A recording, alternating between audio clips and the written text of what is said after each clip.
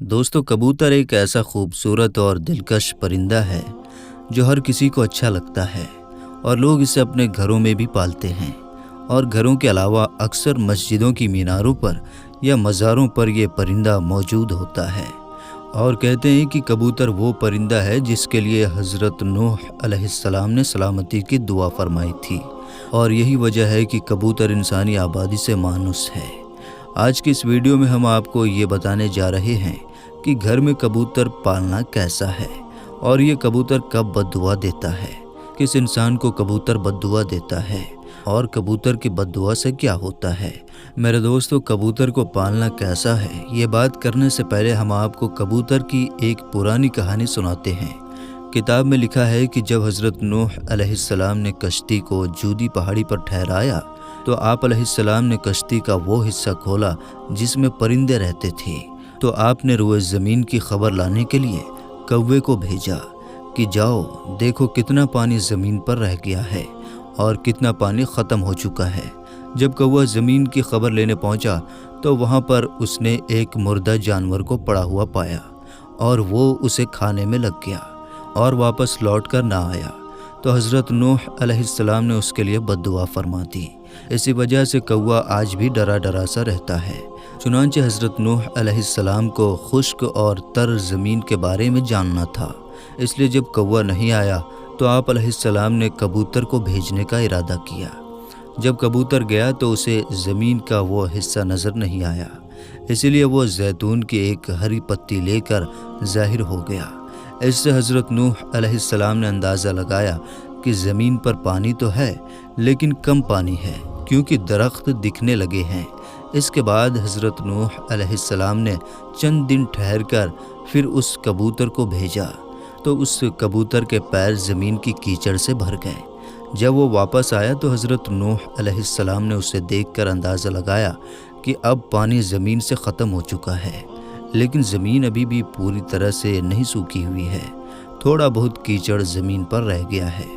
हज़रत नूह अलैहिस्सलाम कबूतर के इस काम से बहुत खुश हुए और उसके गले में एक सब्ज़ कपड़ा पहनाया जो आज भी उसके गले में मौजूद है।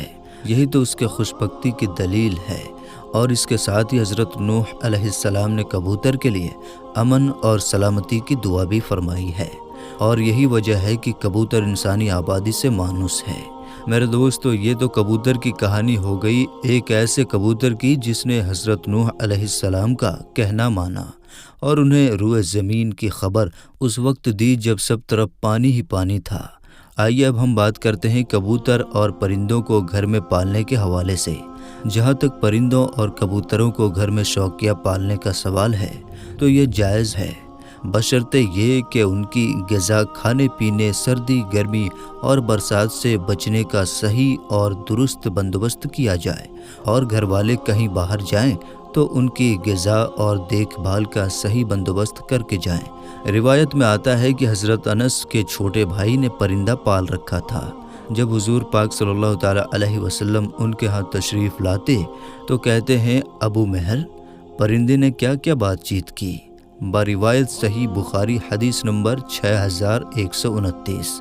यह हदीस इस बात की दलील है कि नबी पाक सल्लल्लाहु ताला अलैहि वसल्लम ने परिंदे रखने से मना नहीं फरमाया, और अगर परिंदे पालना घर में मना होता तो आप सल्लल्लाहु ताला अलैहि वसल्लम अनस रदियल्लाहु ताला अन्हो के छोटे भाई को ज़रूर मना फरमाते।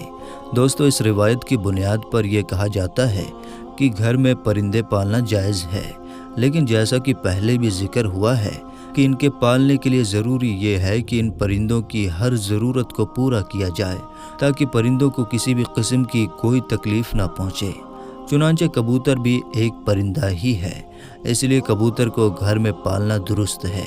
याद रहे कि परिंदों को सताने के बारे में रिवायत है, जैसा कि अबू दाऊद की एक रिवायत में, हज़रत अब्दुल्लाह इब्न मसूद की एक रिवायत करदा हदीस में कबूतर का जिक्र है, जिसमें कबूतर नबी पाक हुज़ूर सल्लल्लाहु ताला अलैहि वसल्लम के सर मुबारक पर मंडरा रहा था और अपनी ज़बान में शिकायत कर रहा था कि किसी ने उसके अंडे उसके घोंसले से निकाल कर उठा लिए हैं। हुज़ूर पाक सल्लल्लाहु ताला अलैहि वसल्लम ने सहाबा में ऐलान किया और एक सहाबी ने अंडे उठाना कबूल किया। تو آپ صلی اللہ تعالیٰ علیہ وسلم نے حکم دیا کہ اس کو گھونسلے میں واپس رکھ کے آ جاؤ، یعنی انڈے گھونسلے میں واپس رکھ دو۔ تو معلوم ہوا کہ پرندوں کو ستانا ناجائز ہے، اور پرندوں کو ستانے سے اس لیے روکا گیا ہے کہ اس سے پرندوں کی بد دعا لگنے کا ڈر ہے۔ جب پرندے بد دعا کرتے ہیں تو وہ بد دعا انسان کو لگ جایا کرتی ہے، اور کبوتر کیونکہ ان پرندوں میں شامل ہے جو پرندے انبیاء علیہ السلام کے پسندیدہ رہے ہیں، اس لیے اگر کبوتر کو ستایا اور اگر کبوتر نے بد دعا دی تو ممکن ہے کہ بد دعا لگ جائے گی، لہٰذا کبوتر کو ستانے سے پرہیز کرنا چاہیے۔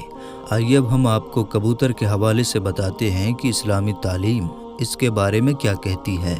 حدیث میں ہے کہ گھریلو کبوتر خدا کو بہت یاد کرتے ہیں، اہل بیت کو دوست رکھتے ہیں، حضور پاک صلی اللہ تعالیٰ علیہ وسلم کی اولاد کو دوست رکھتے ہیں، اور صاحب خانہ کے لیے دعا کہتے ہیں، اور اللہ تمہیں برکت دے۔ ایک شخص نے رسول پاک صلی اللہ تعالیٰ علیہ وسلم سے تنہائی کی شکایت کی، تو نبی پاک حضور پاک صلی اللہ تعالیٰ علیہ وسلم نے فرمایا کہ ایک جوڑا کبوتر کا پال لو۔ دوستو، کبوتر پیغمبروں کے پسندیدہ پرندوں میں سے ایک ہیں۔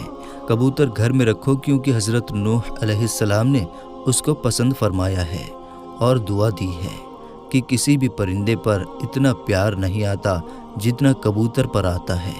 آپ علیہ السلام نے فرمایا کہ جس گھر میں کبوتر ہو اس گھر میں رہنے والے جن اور شیاطین سے محفوظ رہیں گے، کیونکہ جن کے بچے گھروں میں کھیلتے پھرتے رہتے ہیں، اور جس گھر میں کبوتر کے بچے ہوتے ہیں تو جنات اس گھر سے دور بھاگتے ہیں، جنات کے بچے دور بھاگتے ہیں، ان کا دھیان آدمیوں کی طرف نہیں جاتا۔